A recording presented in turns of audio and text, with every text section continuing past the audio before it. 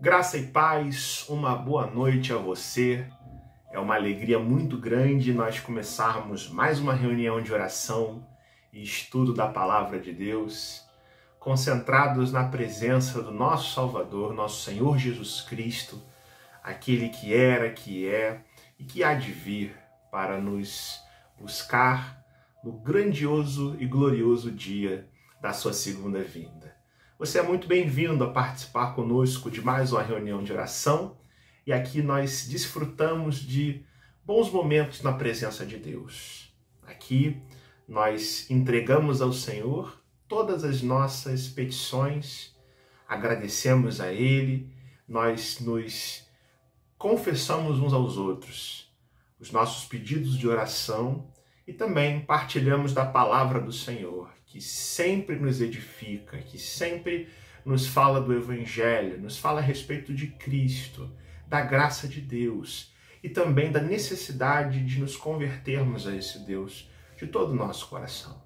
Você que entra nesse momento para cultuar conosco a Deus, para adorar a Deus, você é encorajado e muito bem-vindo a ter essa liberdade de escrever para nós seus pedidos de oração, seus agradecimentos, seus testemunhos e também convidar um amigo para participar com a gente, para ouvir a palavra do Senhor nesses dias em que o conforto do Senhor é tão necessário, nesses dias em que sermos direcionados por Deus é uma necessidade do coração e sempre deve haver na nossa mente, no nosso coração, essa paz de Deus que nos guia, nos orienta, faz com que a gente tome decisões corretas, faz com que a gente encontre do Senhor o conforto necessário para vivermos e também a exortação que vem de Deus para as nossas vidas serem corrigidas, serem colocadas nos planos desse Deus que é bendito e que é glorioso. Eu quero orar pela sua vida, eu quero que nós tenhamos aqui diante do Senhor a atitude de nos humilharmos, de nos entregarmos na presença dEle. Senhor Deus, amado Pai, é com muita alegria, Senhor, é com o nosso coração muito agradecido, Deus, que nós nos entregamos na Tua presença, curvamos os nossos corações, Senhor, os nossos joelhos também, ó Deus, mas toda a nossa alma tem sede do Senhor. Senhor, porque o Senhor é quem cuida de nós. Nada do que fazemos, Senhor, tem sentido se não for feito debaixo da Tua vontade, Senhor, buscando a Tua graça, Senhor, a Tua misericórdia, que dirige a nossa vida, Senhor. Ó Deus, como é bom saber disso, como é bom percebermos, Senhor, que não estamos jogados à nossa própria sorte, Senhor, mas que, na verdade, o Senhor faz todas as coisas cooperarem. O Senhor trabalha para nós que esperamos no Senhor. E, ó Deus, é isso que nós viemos na Tua presença hoje, pedir, ó Deus, que o Senhor guie os nossos caminhos, que o Senhor nos apresente, ó Deus, os Teus planos, a Tua vontade, que o Senhor nos dê capacidade, espiritualidade, sensibilidade, Senhor, para entender as coisas que acontecem conosco, as coisas que acontecem com a nossa família, Senhor, com a nossa igreja, com a nossa casa, Senhor, com a nossa vida, Deus. Porque sem isso, Senhor, nós entramos, ó Deus, em rota de colisão com a Tua vontade. Não é isso que queremos, Senhor, mas o que queremos é ser guiados pelo Teu Santo Espírito. Que seja assim, Senhor, para a Tua honra e para a Tua glória, em nome de Jesus. Amém e amém.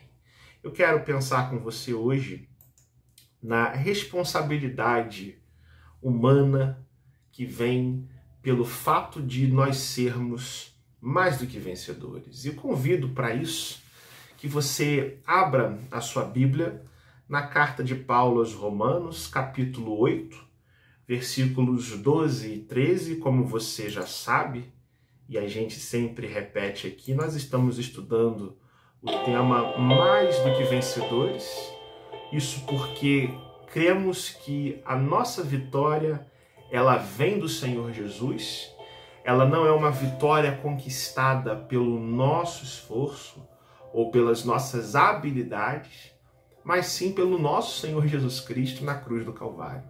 Ele morreu na cruz, ele deu sua vida por nós, ele fez com que nós fôssemos de fato aceitos por Deus, pelo Pai de nosso Senhor Jesus Cristo, que nos adota como filhos nessa grandiosa família de Deus. E com Jesus Cristo nós somos co-herdeiros, nós somos herdeiros de Deus e co-herdeiros com nosso Senhor e Salvador Jesus Cristo. Nós falamos a respeito da obra santificadora e vivificadora que o Espírito Santo promove no nosso ser.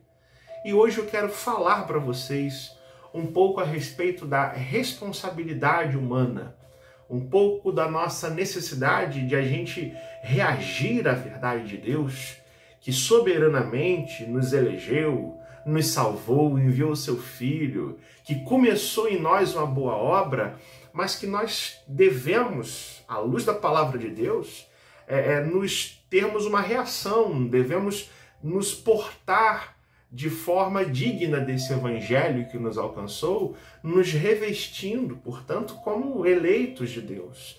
E Paulo vai dizer essa verdade em Romanos 8, dos versos 12 a 13, a palavra de Deus diz assim: assim, pois, irmãos, somos devedores, não à carne, como se constrangidos a viver segundo a carne. Porque se viverdes segundo a carne, caminhais para a morte. Mas se pelo Espírito mortificardes os feitos do corpo, certamente vivereis. Louvado seja Deus! Porque Paulo já nos apresentou o que é a obra do Espírito Santo. Quando Deus, pelo seu Espírito, age nas nossas vidas, nós de fato somos transformados. Onde há a presença do Espírito Santo agindo, existe uma transformação, uma mudança de mente, uma mudança no coração. E nós somos convencidos por Deus do nosso pecado, de que somos pecadores, de que temos uma natureza humana que, por essência, é inimiga de Deus, mas somos resgatados por Deus, apesar de pessoas indignas, por causa dos nossos delitos e pecados, por causa dos caminhos errantes que antes nós caminhávamos neles.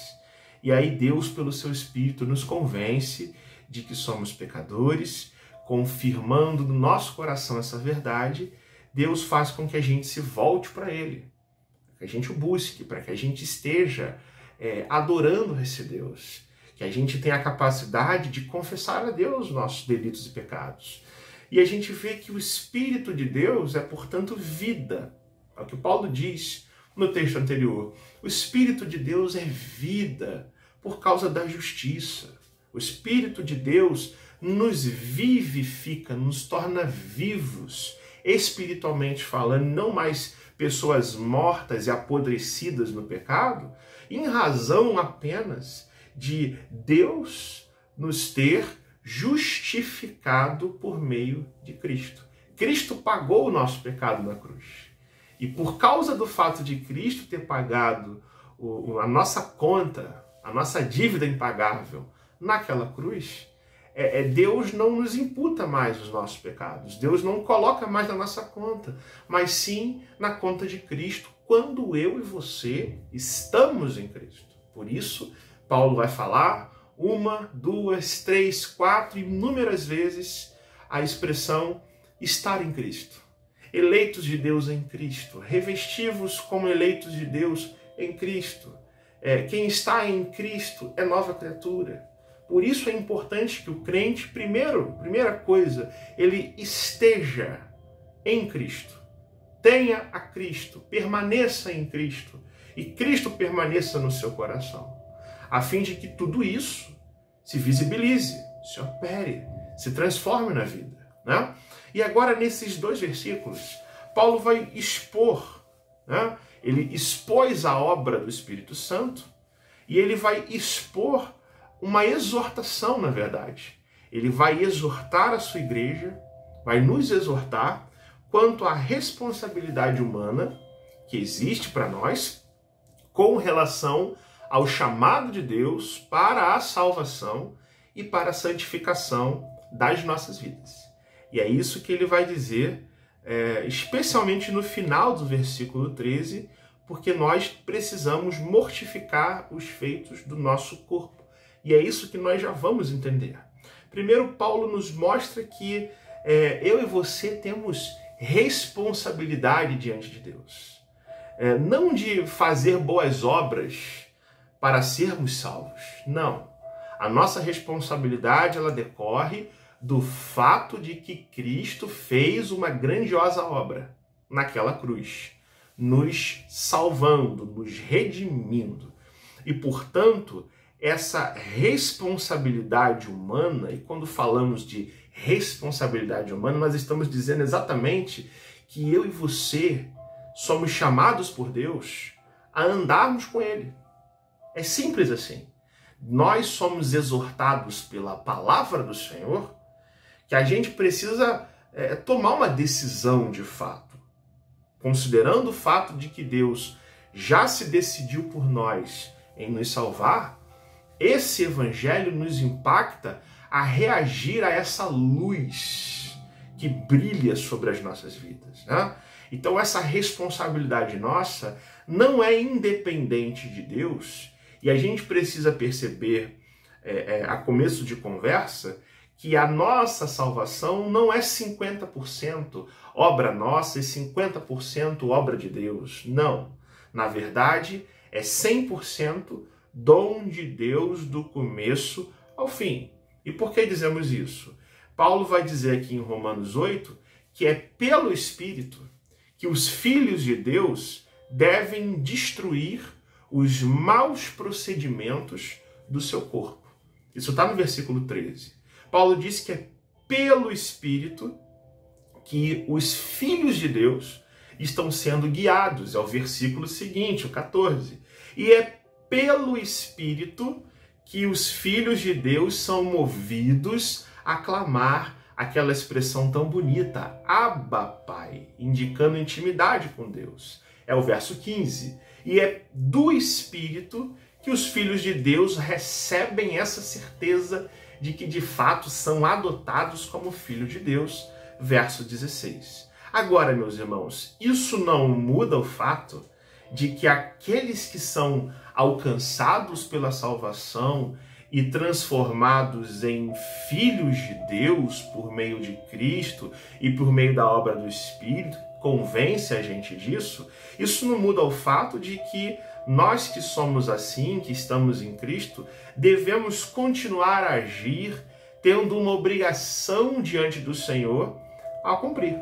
E é isso que Paulo chama a atenção nesse versículo. Portanto, ou seja, em vista de todas as bênçãos que nós temos recebido, bênçãos estas que vêm da nossa salvação, nós estamos recebendo e continuaremos a receber, e temos uma obrigação e somos devedores diante de Deus. Olha como Paulo coloca essa expressão. Nós somos devedores, não à carne, não à nossa natureza humana corrupta, para vivermos segundo o padrão da carne. Mas, na verdade, nós que fomos alcançados, estamos vinculados a um dever de reação à santidade de Deus que começou nas nossas vidas pela obra do Espírito de Deus. É o que está no versículo 12. Nós não temos qualquer relação mais com essa natureza, como se fôssemos devedores dela, como se precisássemos voltar a ela e conviver com a graça de Deus de alguma forma. Não. A realidade que Paulo coloca diante dos crentes é a que está no verso 13. Porque se nós vivermos segundo a carne, ou seja, segundo a nossa carnalidade, a nossa natureza pecadora, nós estamos caminhando para a morte. Essa é a verdade. Mas se pelo Espírito, veja, por meio do Espírito Santo, nós mortificarmos, nós tornarmos coisa morta os feitos do nosso corpo, nós certamente viveremos. Viver ou morrer? Eis a questão que Paulo coloca, né?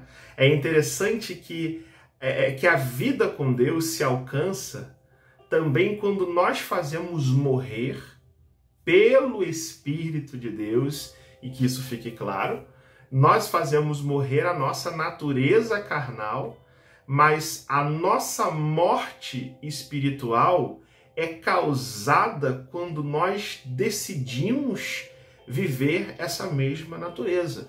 Paulo está aqui fazendo um jogo de palavras. Ele está dizendo assim: se você quer viver para os seus prazeres, para os seus conceitos humanos distantes de Deus, você quer viver uma vida de pecado e longe do Senhor, essa vida que você acha que você tem, na verdade é uma rota direta para a morte, né? Mas se o contrário acontecer, se pelo Espírito de Deus vocês matarem os feitos do seu corpo, e os feitos do seu corpo é aquilo que diz respeito às nossas atitudes erradas, os nossos jeitos errados, o pecado, os vícios, as teimosias da vida que muitas vezes nos levam para longe de Deus, não é isso? Se nós fizermos morrer isso, se nós pararmos de ser assim, se nós literalmente rompermos com essas práticas erradas, então decidindo pela morte do nosso pecado, nós não estamos matando a nós mesmos, nós estamos nos apegando à vida que o Espírito de Deus nos concede. Isso porque, como já foi lido, o Espírito de Deus é vida. E aí, quando a gente morre para o pecado, a gente vive para Deus. E quando a gente vive para o pecado, nós estamos caminhando para o inferno. Essa é a verdade que Paulo nos ensina e exorta aqui. Viver ou morrer? Eis a questão. E aí Paulo coloca as alternativas na mesa. Ele fala de forma muito séria para aqueles crentes. Meus irmãos, vocês têm que tomar uma decisão diante de Deus. E essa decisão não anula a soberania de Deus, não anula o que Cristo já fez por vocês, mas de uma forma sincera, aquele que ouve a voz do Senhor falando ao seu coração precisa reagir a isso. Da mesma forma que nós lemos no Antigo Testamento, quando Josué fala ao povo de Deus, dizendo o seguinte: meus irmãos, escolham hoje a quem vocês querem servir. Nós lemos isso no livro de Josué, no capítulo 24. Escolhei hoje a quem sirvais, aos deuses que serviram os vossos pais, que estavam além do rio Eufrates, mas eu e a minha casa serviremos ao Senhor. Essa é uma decisão do coração. Não podemos dizer que não é assim.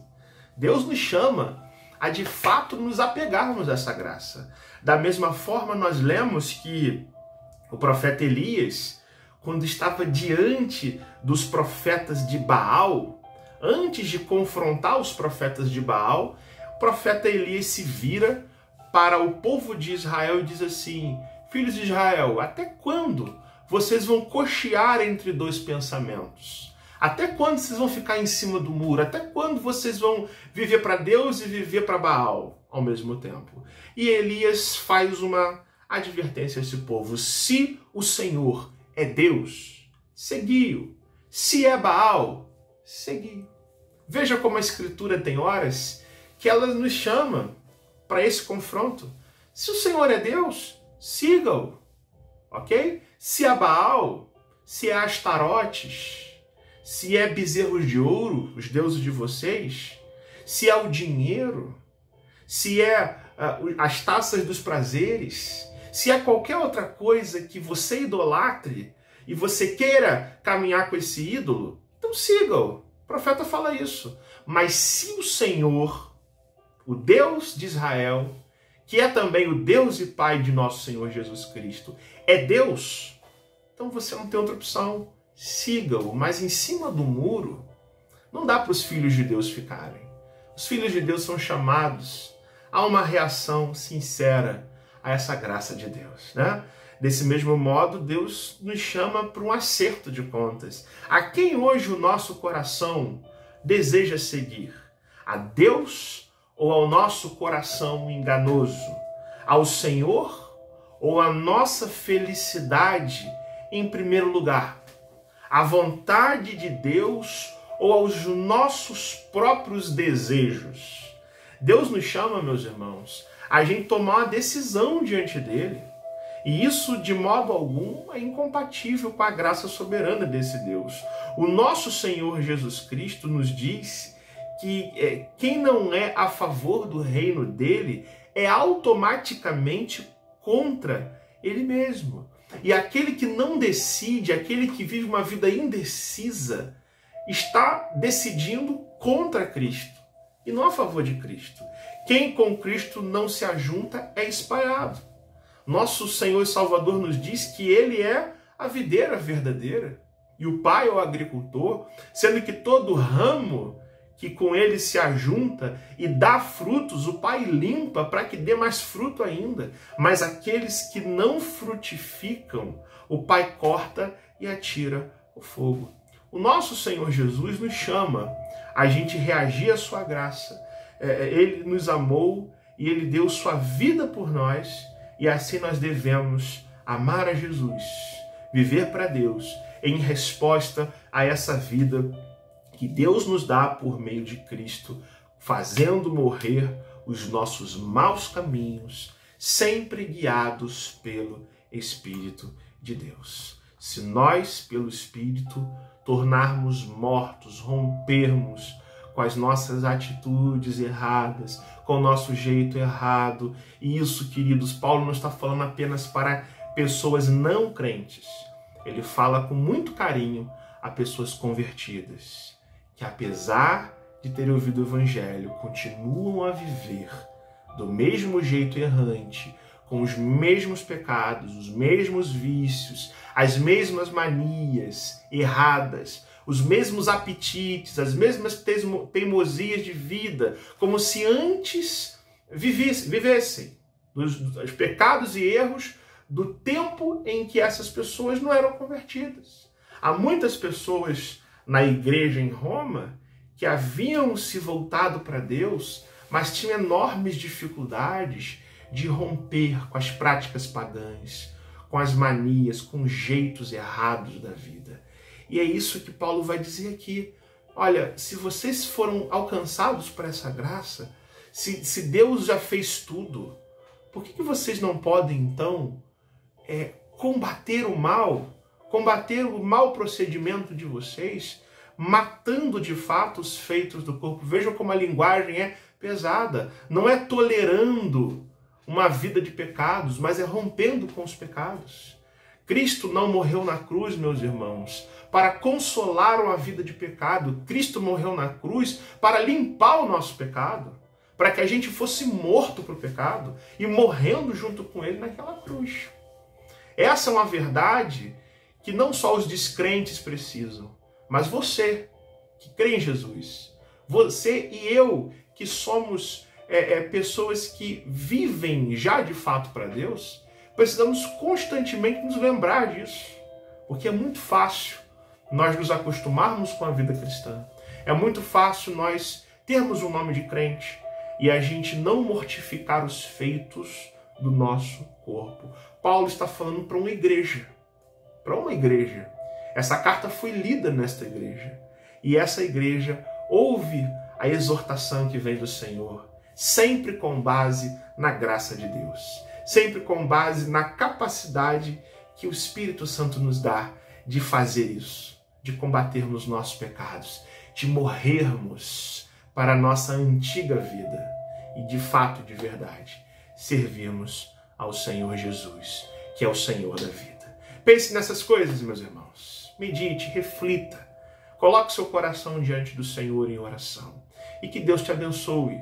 Que Deus dê a você, de fato, a capacidade, a graça necessária para você reconhecer o que você precisa ser transformado diante do Senhor e renovado, vivificado e transformado pelo Espírito de Deus que já habita no seu coração, em nome de Jesus. Vamos orar mais uma vez?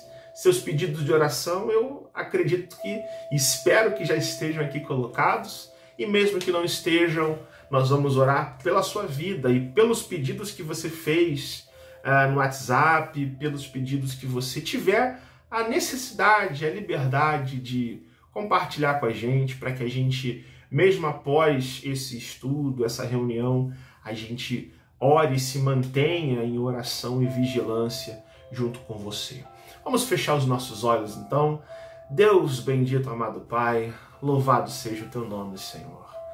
Aqui, Senhor, nós lemos um importante texto da Bíblia, Senhor, tão maravilhoso, que nos fala de uma graça tão abençoadora, de um agir que vem do teu Espírito Santo, Senhor, de um mover no nosso coração que é fruto, Senhor, que vem porque o Senhor nos ama, que vem, Senhor, porque o Espírito Santo se faz presente nos nossos corações quando nós temos a Cristo no nosso coração e, portanto, o teu Espírito Santo nos move numa direção santa, sagrada, de obediência e de amor ao Senhor Jesus.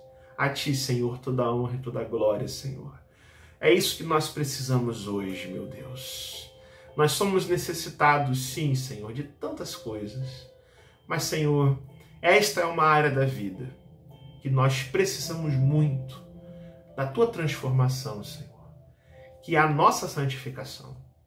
Que é pelo teu Espírito mortificarmos, fazermos morrer, aniquilarmos esse jeito errado que a gente tem na vida, que nos leva muitas vezes para longe de ti, ó Deus. O nosso palavreado, a nossa maneira de raciocinar, a nossa maneira de pensar a vida tão ansiosa às vezes, Senhor. O nosso jeito de ser teimoso, que não se curva ao descanso que vem do Senhor, aos nossos vícios, Senhor, aos nossos erros. Há tantas coisas, Senhor, que nós já sabemos e muitas vezes não queremos reconhecer, Senhor, por causa do nosso orgulho, da nossa vaidade, por causa, Senhor, da nossa imperfeição, porque, Senhor, nós somos imperfeitos, ó Deus. Mas, Senhor, tenha compaixão de nós, ó Deus, tenha misericórdia de cada um de nós, Senhor, porque nós sabemos que sem o teu Espírito Santo não existe vida para o nosso ser, não existe vida para a nossa igreja, Senhor. Sem o teu Espírito Santo, as nossas famílias não são edificadas, Senhor, e nada do que fazemos, Senhor, tem sentido, por mais que nos traga alguma alegria nesse tempo presente, Senhor, mas não nos leva para a alegria celestial daqueles que são guiados pelo Espírito de Deus. Senhor, não nos deixe, Senhor, viver uma vida longe, Senhor, dessa responsabilidade praticada, Senhor, executada, onde a gente se volta para Ti, onde a gente se toma a decisão diante do Senhor de respondermos e correspondermos à graça do nosso Senhor Jesus Cristo, que morreu por nós numa cruz, que nos salvou, que nos libertou, que trouxe vida para a nossa vida errante e morta no pecado, Senhor.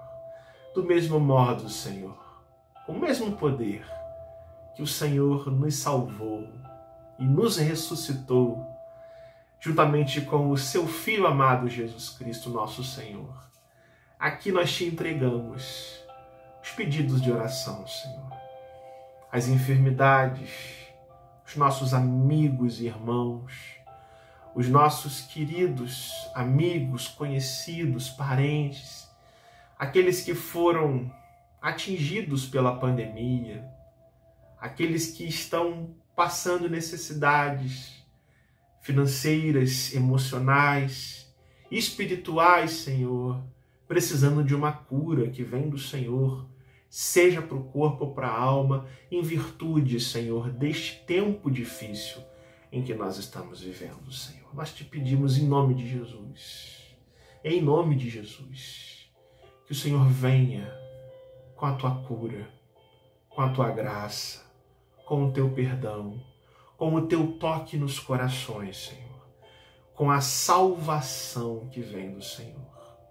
Ó Deus, traga tranquilidade para todos nós nesses dias, Senhor. Traga, Senhor, um reavivamento espiritual de toda a tua igreja, Senhor, de todos aqueles que te amam e que precisam crescer no teu evangelho, Senhor. Por aqueles que sofrem, Senhor, sem entender muitas vezes por quê, Senhor. Isso é tão comum da gente perceber, ó Deus, nas nossas vidas, ó Deus. Traga, Senhor, o consolo sobre as famílias enlutadas. Traga, ó Deus, descanso e alívio para aqueles que choram hoje na tua presença, ó Deus. E, ó Deus, nos ajude a reconhecer que somos mais que vencedores, acima de todas as coisas, e que nada há de nos separar do teu amor. E é isso que a gente precisa ter na nossa vida, Senhor. Nos ajude, Senhor, a não esquecer disso. E assim, Senhor, na nossa imperfeição, nós sejamos santificados e que a gente viva de forma digna do teu evangelho, para a tua honra e para a tua glória, acima de todas as coisas. Esta é a nossa oração e a nós fazemos em nome de Jesus. Amém e amém. Que Deus te abençoe, meu irmão, minha irmã, que hoje você encontre o descanso, o alívio, a graça e principalmente a transformação que vem do Espírito Santo de Deus. Que Deus te abençoe. Compartilhe esse vídeo. Que Deus dê a você uma semana abençoada de descanso, da presença dele na sua vida. Que você ande como alguém que é mais que vencedor por meio do nosso Senhor Jesus Cristo. Fique na paz e que Deus te abençoe.